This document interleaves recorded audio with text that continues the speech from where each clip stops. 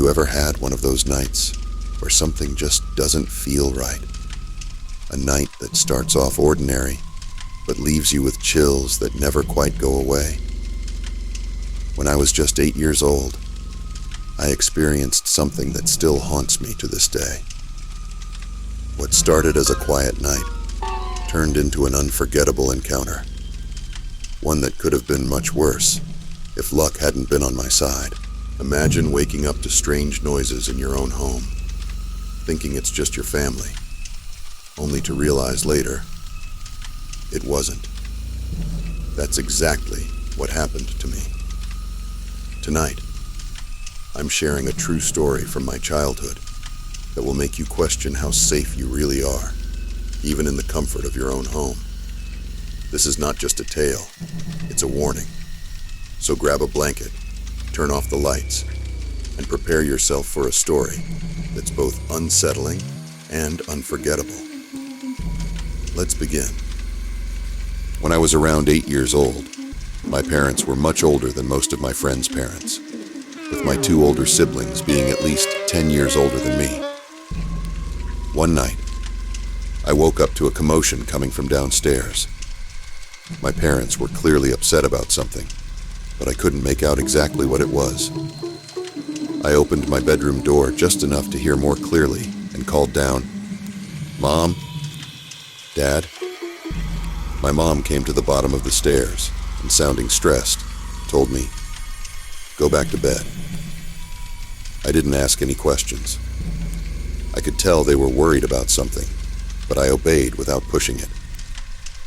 I was trying to fall back asleep when I heard the front door slam shut.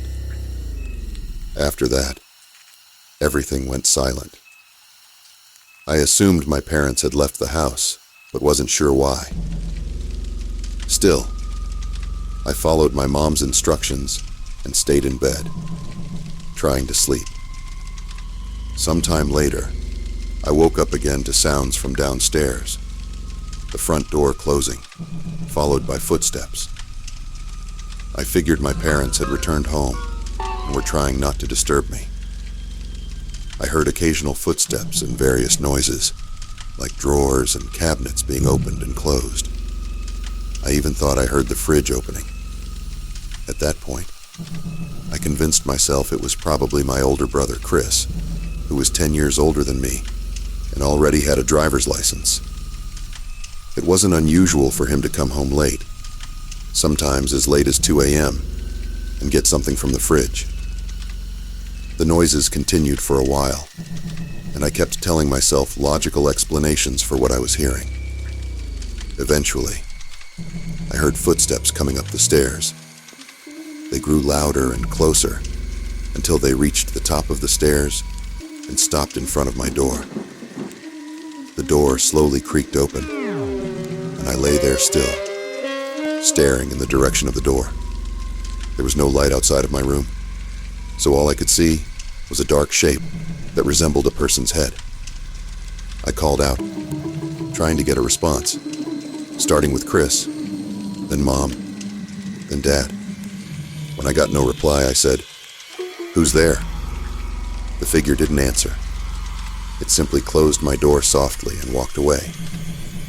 I lay there, confused but not terrified, though the silence that followed was unsettling. I could hear footsteps going back downstairs, and I assumed it was my dad, just coming back to check on me. It didn't make sense for him to ignore me like that, but I kept telling myself there was probably an explanation. After a while, curiosity got the better of me, and I decided to venture downstairs. I kept the lights off as I carefully made my way toward the kitchen. When I reached the doorway, I froze. There, in the middle of the kitchen, stood a tall figure. I called out, "Dad," hoping it was him.